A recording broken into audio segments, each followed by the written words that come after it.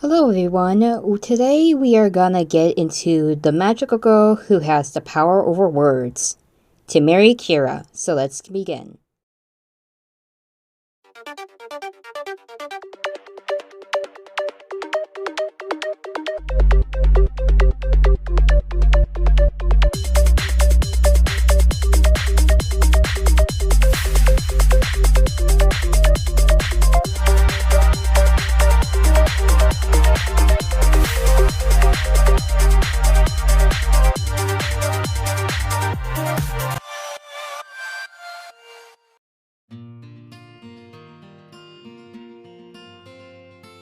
Temari Kira is a 17-year-old support-type magical girl. Her eyes are light blue, and her hair is silver in color.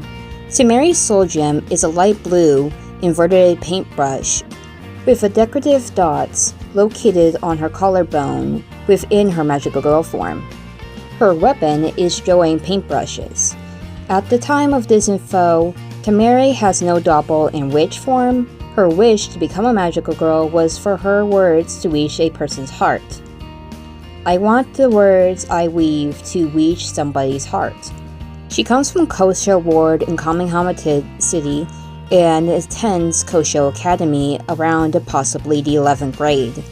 Temari's magical element is the water element, and her ability is the power of words, also called the soul of language, which is to make anyone follow what she writes in script.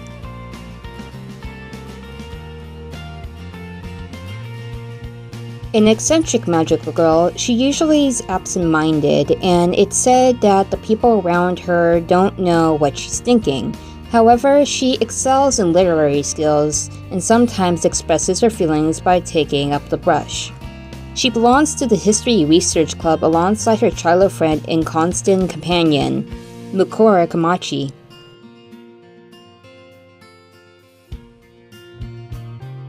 Mukora Kamachi spies Temari reading in her usual spot in the library. She asks what she's reading today, but Temari points out that she's always asked that. Mukora says she just wants to know what kind of mode she's in since the last time she was reading Waka poetry. She got so absorbed into it, she began to carry strips of paper and an inkstone around with her. Mukora virtues a guess and figures she must be into foreign literature right now. She rattles off a list of author names, but Temari says she's wrong on all accounts. Right now she's back into Japanese modern literature, and mentions she's reading a collected poetry of Rimbaud translated by a Japanese poet, so she is counting it as such. Temari points out that Mukora is just as fickle as she is when it comes to reading. Mukora then asks if she ever figured out what her intent ability is, seeing as how she hasn't figured out her own yet either. Of the three of them that contracted at the same time, only Sarah Minono has been able to figure out what her specialty magic is. Both Temari and Mukora are avid readers, so they would often bump into each other in the library. Both of their homes are located just outside of Kamehameha, which is where they encounter Kyubey. Sarah also happened to be there when the three of them contracted. The first two contracts was Mukora, whose love of history led her to pour her passion into Kamehameha's local historical research. The next to contract was Sarah, whose love of films had inspired her dream of becoming a film director one day. And then it was Temari's turn. She had always fantasized about such a situation, like in Goethe's Faust, where she would encounter a being that could grant any wish in exchange for her soul in now. Having seen the proof of it in Mukora and Sarah's transformation, she knew she could never turn this opportunity down. She then made her wish.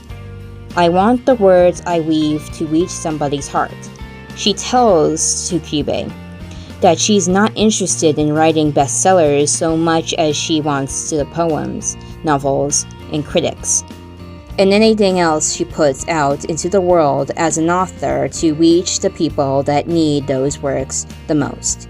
Even after she's long dead, Makura marvels at the depths of her words and asks if there's a particular author that inspired them.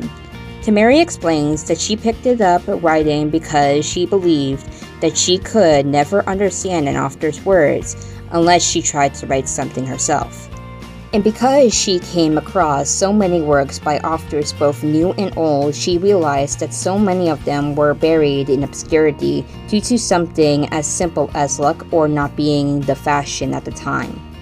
There were countless geniuses of their respective craft whose works are long since forgotten and never to be re-evaluated after their deaths. Such a fate was too cruel for Temari to think of, which is why she made her wish. Thinking back on the wish she made, Temari figures her magic must have something to do with words or literature. She knows that Sarah's movie magic allows her to bring things like change the brightness of the surroundings to create ideal situations for filming. Sarah finds the two of them in the library and reminds them they have hunting to do, so the three of them head out into the coastal streets. Up until recently, Makura would never have dreamed of going on nightly witch hunts. They soon sense the magical signature of a witch and track down its location. The trio makes short work of their enemy, and Sarah praises the efforts. Temari stares, lost in thought, until Makura asks her what she's thinking of. Temari hadn't noticed before, but she points out that her weapons are ink brushes.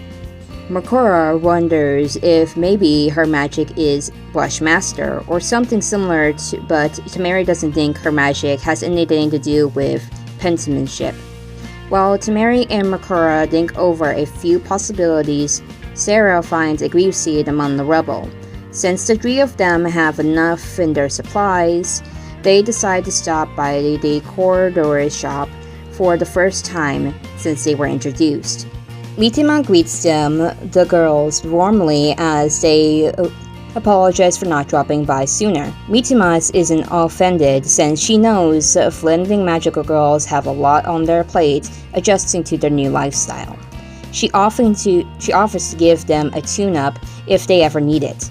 Even if there aren't as many overly tough wishes left in Kamihama, noticing the size of their team, Mitima asks if they're already joined the Magia Union. When Temari asks if it's strange that they haven't yet, Mitima dismisses her concerns and says she was really just curious, since she assumed many others have. Temari had heard of them through the grapevine. Nevertheless, Sarah wonders if Mitima is implying it's better they join if they can't beat them. Mitima replies that everyone has their own way of looking at it, and she has several customers who are getting by just fine without joining them. Temari informs her that they live outside of Kamihama, so Makura thinks they'll just stay out of everything for now. Mitima agrees that's best and asks if they heard of the Endless Mirrors. She describes the place to them and suggests going there to the train and hone their teamwork if they're going to be an independent team. The next day, Makura and Temari chat as they disembark from the computer train they take every day to school. Both of them are exhausted for staying up late witch hunting on top of all their schoolwork. Makura suggests Temari nap the next time they ride the train, but Temari would rather read a book on the way over.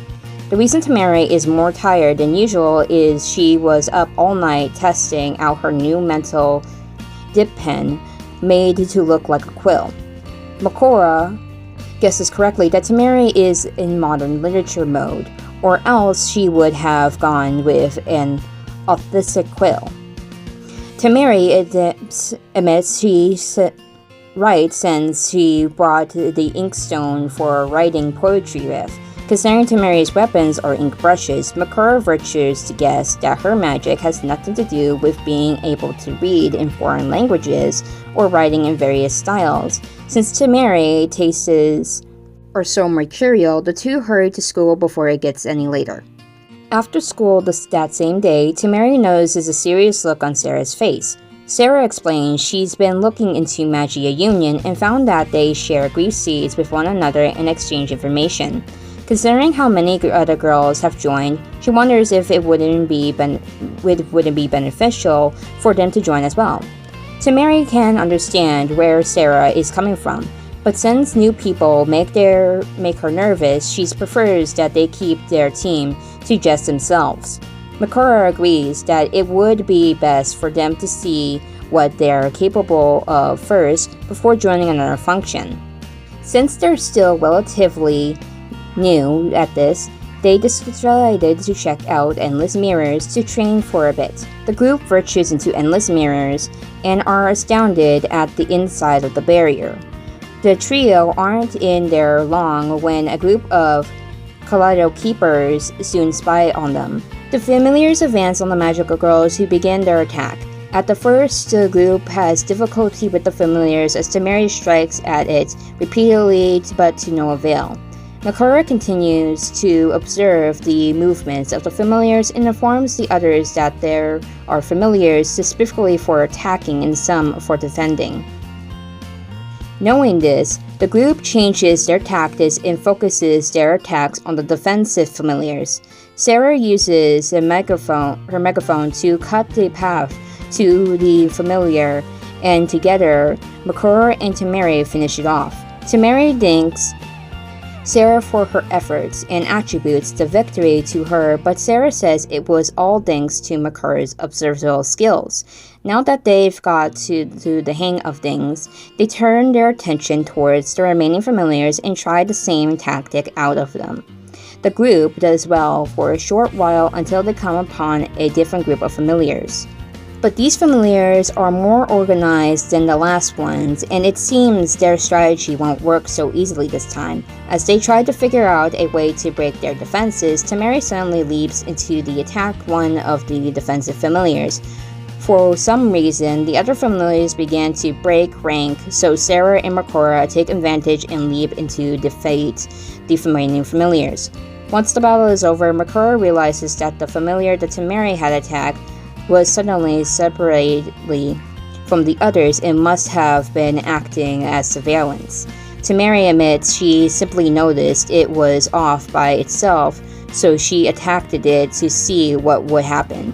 Not that she had a plan or anything. Makura sighs and shakes her head. To her, Temari has always been a careful one, until she suddenly decides to act on a whim. But it is because of this that she is able to make the sudden breakthroughs in bad situations, like the one they were in. Together, they make a good team. Makura observes the enemy, Sarah comes up with a plan, and Temari is flexible one for when things go south. The team calculates one another before continuing their training well into the night.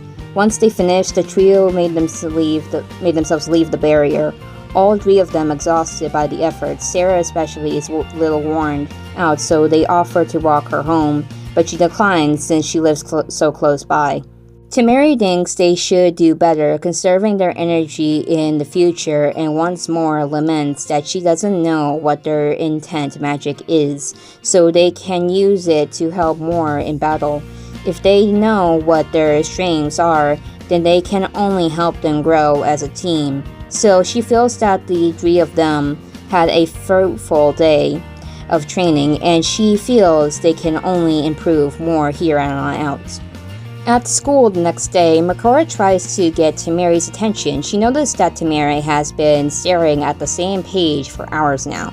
Temari admits she's not really paying attention to the page since all she's been able to think about is witch fighting strategies all day. However, Temari notices that Makura isn't acting like herself either, since she has her nose buried in her phone rather than in a history book. Makura says she's right since she's been worried about Sarah, who hasn't returned her call. Just then, Sarah calls Makura on her phone and the two of them talk for a few minutes. When Makura hangs up, she explains to Temari that Sarah had fallen asleep in class earlier from sheer exhaustion, but she was on her way to the library now.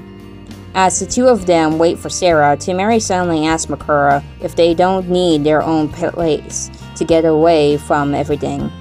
As much as Temari loves the library, the fact that they're on their constant guard around witches and then having to be on their guard when they talk about magical girl things just adds more to the stress, and not one of them has been able to distress since they started their new lives as magical girls.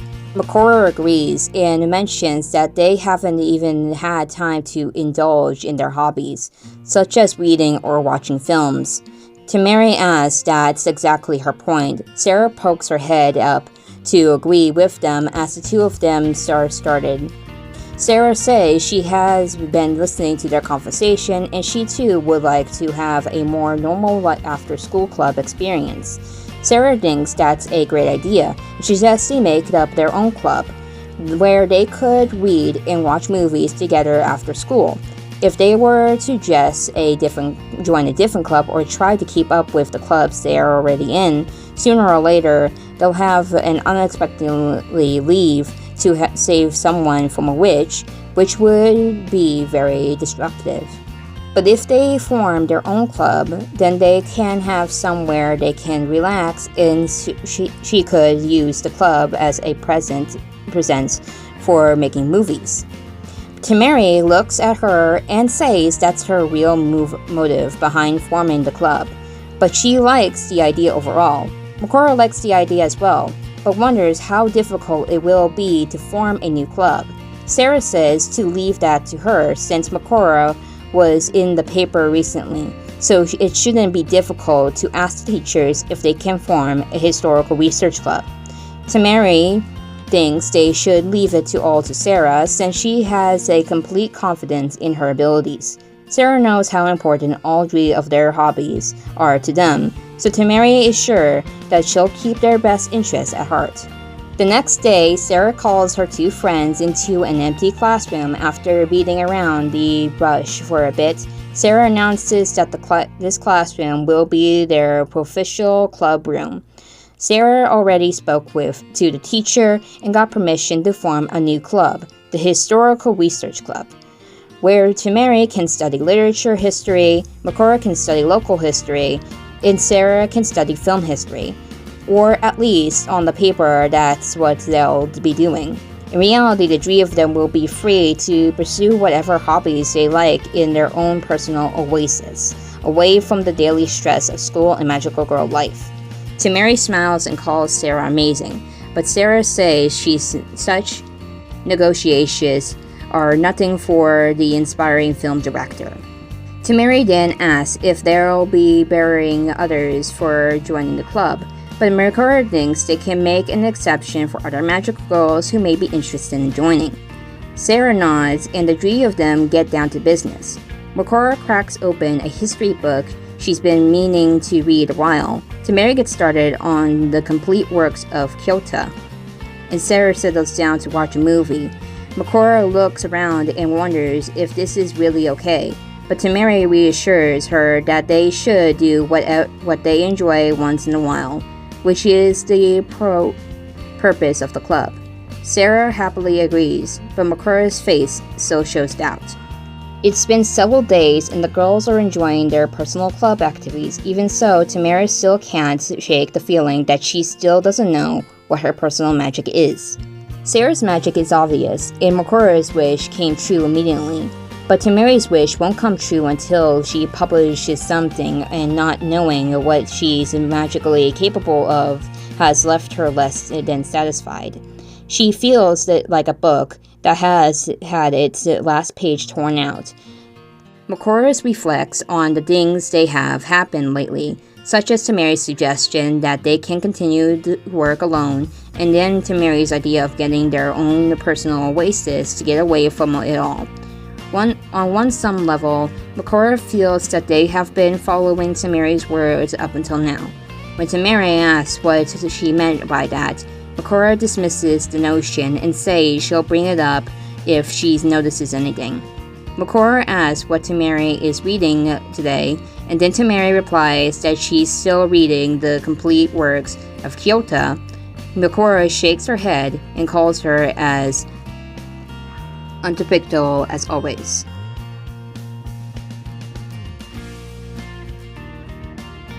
Her net magic is to cause people's behavior to follow any script that she writes.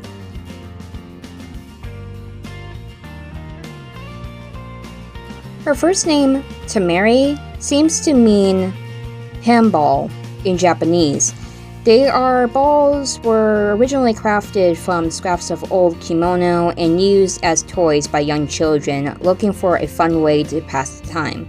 Although I can't really confirm this is why she has the name. Her last name, Kirya, means good fortune and good, respectfully.